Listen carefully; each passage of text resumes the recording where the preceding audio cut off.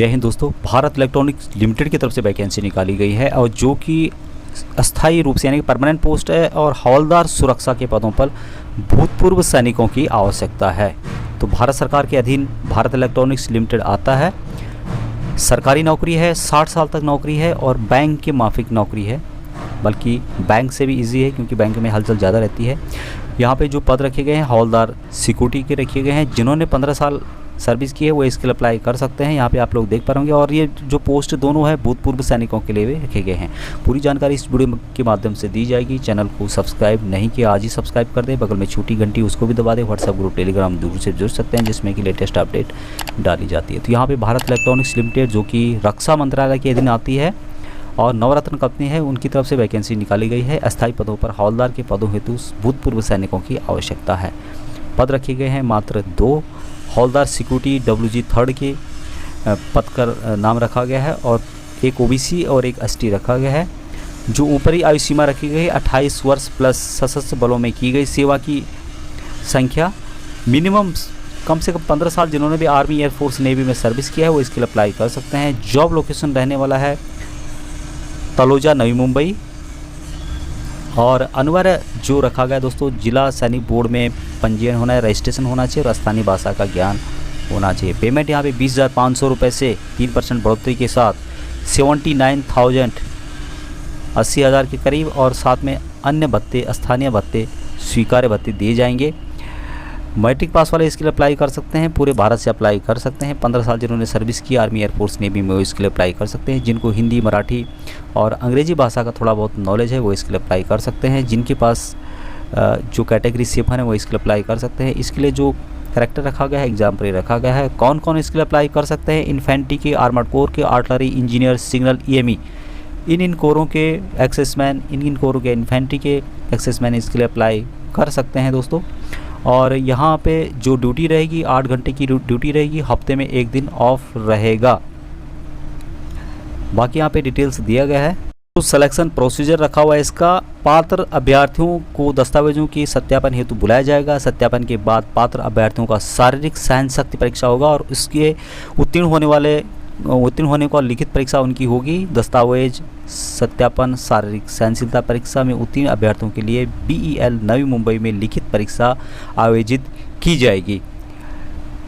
Document to be submitted, क्या क्या document आपको भेजने होंगे ऑफलाइन के माध्यम से, जिनको कि आपको उनकी फ़ोटोकॉपी, स्वप्रमाणित प्रतियाँ यानी कि सेल्फ अटेस्टेड करना होगा, खुद साइन करके भेजना होगा। जिसमें सबसे पहले है SSLC मार्कशीट यानी कि 10वीं की। उसके अलावा भूतपूर्व सैनिक, भारतीय नौसेना, थल सेना, वायुसेना की डिस्चार्ज बुक, प्रमाण पत्र जिसमें कि चिकित्सा किरणी, चिकित्सा लिखा होगा, कैटेगरी लिखा होगा, कार्य मुक्ति तिथि पूरा लिखा होगा, जब आप भर्ती हुई थी, कब आप डिस्चार्ज आए, और एग्जाम्पलरी रिकॉर्ड जो मैंने पहले बताया था कैरेक्टर वो लिखा होगा। उसके अलावा अभ्यर्थी को सक्षम प्राधिकारी द्वारा जारी संबंधित जाति और समुदाय प्रमाण पत्र की प्रतियां अनिवार्य रूप से जमा करनी है यदि आपके लागू है तो। उसके अलावा जिला सैनिक कल्याण बोर्ड में किए गए पंजीकरण जो रजिस्ट्रेशन किया है उसका प्रमाण पत्र जो फोटोकॉपी आपको भेजनी होगी। कौन कौन इसके लिए अप्लाई कर सकता है?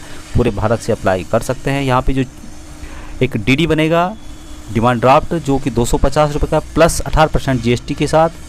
और जो अभ्यर्थी अनुसूचित जाति के अभ्यर्थियों को शुल्क में छूट दी गई है यानी कि उनको कोई शुल्क नहीं देना है। और ये DD बनेगा भारत इलेक्ट्रॉनिक्स लिमिटेड तलोजा के पक्ष में, तो ये इसको आपको बनाना होगा। बहुत ही इंपॉर्टेंट जो बात लिखी यहाँ की, अभ्यर्थियों को चाहिए कि विज्ञप्ति पद हेतु आवेदन करें और अपनी एक वैध ईमेल ID उपलब्ध कराएं जिसमें आवेदन पत्र में अंकित किया जाएगा।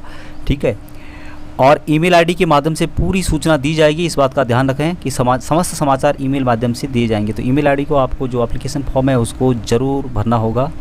जो डॉक्यूमेंट भर के देने हैं या जो एप्लीकेशन फॉर्मेट देना है उसके साथ क्या क्या डॉक्यूमेंट किस तरकीब में लगाने हैं, किस डिसिप्लिन में लगाने हैं। सबसे पहले BL का जो फॉर्म है बायोडाटा उसको भरना होगा। उसके बाद आयु प्रमाण पत्र के रूप में मैट्रिकुलेशन उच्च माध्यमिक बोर्ड द्वारा जारी प्रमाण पत्र अंक पत्र। उसके बाद शैक्षिक योग्यता संबंधी प्रमाण पत्र जिसमें कि 10th पास से आगे। उसके बाद अर्ध सरकारी या सरकारी जो भी है जिनके जो ऑन सर्विस में है और जिन नो ऑब्जेक्शन सर्टिफिकेट के थ्रू जो भर रहे हैं तो उससे संबंधित। उसके बाद पूर्व और वर्तमान नियोक्ता द्वारा जारी अनुभव प्रमाण पत्र यदि आपके पास है तो। पासपोर्ट आकार की 2 रंगीन फ़ोटो और अन्य पिछड़ा वर्ग का नवीनतम प्रमाण पत्र, अनुसूचित जाति का प्रमाण पत्र, ये आपको तरकीब से लगाने होंगे। और 3/5/2022 तक आपका एप्लीकेशन पहुंच जाना चाहिए। लिफाफे के ऊपर आपको लिखना होगा हौलदार सुरक्षा BEL नवी मुंबई के पद हेतु आवेदन और प्रेक्षण स्थान लिखना जरूर रखा गया है। जो आपको एप्लीकेशन भेजना है उसकी डिटेल्स यहाँ पे दी गई है। उप महाप्रबंधक मानव संसाधन Bharat electronics limited L1 MIDC औद्योगिक क्षेत्र तलोजा नवी मुंबई 410208 महाराष्ट्र। तो यहाँ पे इंग्लिश में भी दिया गया है और हिंदी में भी दिया गया है, तो आप यहाँ पे देख सकते हैं जो भी आपको सूटेबल लगता है। 3/5/2022 यानी कि 3 मई 2022 इसकी लास्ट डेट रखी गई है।